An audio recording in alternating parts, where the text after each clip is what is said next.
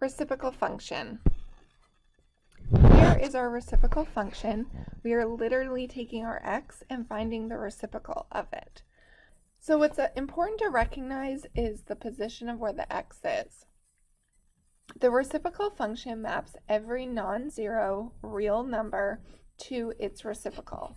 So I'm going to show you a table of values and then we're going to walk through it. Over on the right-hand side is the graph of our reciprocal function. So what I want you to notice is that the graph is approaching the x-axis and the y-axis, but it's actually just leveling out when it approaches the axis. So look at the x values that were picked in the table of values. We have -3 all the way to +3. And we've thrown in some fractions as well. And the reason that we did that is to show what is the y value when you take the reciprocal. So when x is equal to -3, you get -1/3. So -3, -1/3 right there on the graph. When x is equal to -2, we get -1/2. When x is equal to -1, we get -1. Now we don't usually pick numbers that are fractions like this in our table of values, but it's important to do so just to see the behavior of the graph. When you pick -1/2, the y value is -2 because you're taking the reciprocal. -1/3, the y value is 3. So what I want you to see is the behavior. If you're going towards x's, when x approaches -infinity, so going in this direction, our y values approach 0. And that's our end behavior.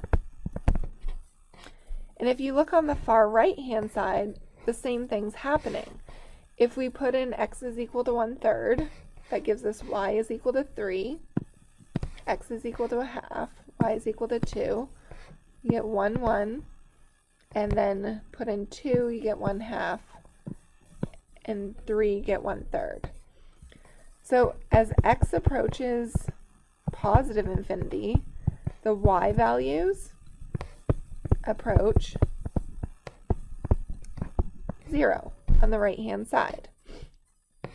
Notice that when x is equal to 0, the graph is undefined. So let's investigate a little bit more what's happening as our x values change. So we're going to pick larger numbers here. Observe the graph of y is equal to 1/x as it approaches positive infinities. So instead of just using up to 3, I picked numbers 1, 10, 100, so on and so forth. As you can see, the y values are getting smaller and smaller, but they're never becoming 0 and they're never becoming negative. So what we say is that it's approaching a line, and that line is called our asymptote. So as x approaches infinity, the y values approach 0, and that's because that line of y is equal to 0 is called an asymptote. So if we go back to the other screen, this is our asymptote. And the same is true when we go towards the y-axis. When we pick numbers and go towards the y-axis, for negative values of x as we approach 0, the y values are approaching -infinity.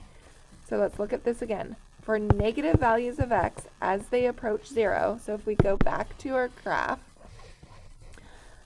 so as our x values approach 0, the y values are going down on the left-hand side, and as the x values approach 0 on the right-hand side, the y values are going up. And that's because we have an asymptote at x is equal to 0. So the bottom line is our graph has two asymptotes. One is at x is equal to 0, and one is at y is equal to 0. The reciprocal function follows the shape of those asymptotes in the top right and the bottom left. Our domain is that x cannot equal 0, and our range is that y cannot equal 0.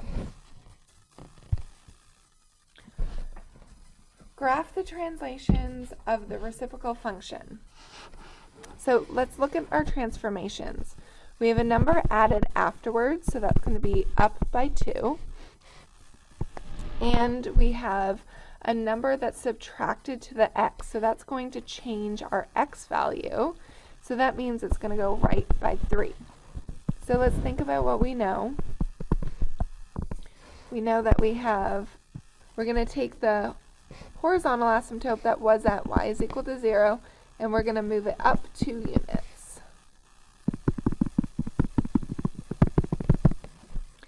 And then we're going to take our vertical asymptote, which was at 0, and we're going to move it to the right 3 units. Then we're going to just graph our function in the top right and the bottom left. We will talk a bit more specifically about coordinates later. So the domain is that x is all real numbers except which number? Where the asymptote is, which is x is equal to 3. And our range is all real numbers except for where the asymptote is at y is equal to 2.